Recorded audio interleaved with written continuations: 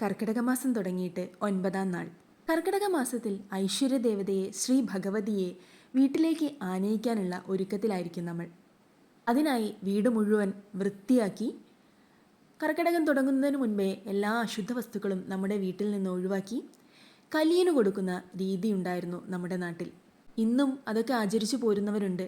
എന്നാലും ഈ ആചാരങ്ങളൊക്കെ നമുക്ക് ഒരുപാട് കൈമോശം വന്നിരിക്കുന്നു ഇന്ന്.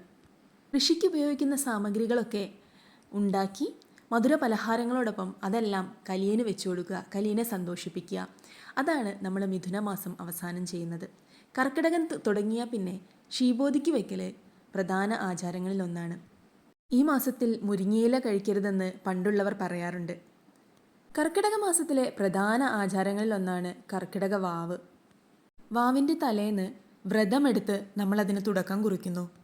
പിറ്റേന്ന് രാവിലെ പൂർവികർക്ക് വേണ്ടി ബലിയിട്ട് സന്ധ്യ ആവുമ്പോഴേക്ക് അവർക്കുള്ള ഇഷ്ടപ്പെട്ട വിഭവങ്ങളൊക്കെ തയ്യാറാക്കി നേർച്ചയായി കൊടുത്ത് നമ്മളത് ആചരിക്കുന്നു. നിലവിളക്ക് കൊളുത്തിവെച്ച് നാക്കിലകൾ നിരത്തി അതിൽ പിതൃകൾക്ക് വേണ്ടി നമ്മൾ ഉണ്ടാക്കി വെച്ച വിശേഷ വിഭവങ്ങൾ നിരത്തി അവരോട് പ്രാർത്ഥിച്ചും കൊണ്ട് അരിയിട്ട് നമ്മൾ ഈ ആചാരം അനുഷ്ഠിക്കുന്നു. കർക്കിടക മാസം എന്ന് പറയുമ്പോൾ കോരിച്ചൊരിയുന്ന മഴയുടെ മാസം കൂടിയാണ്.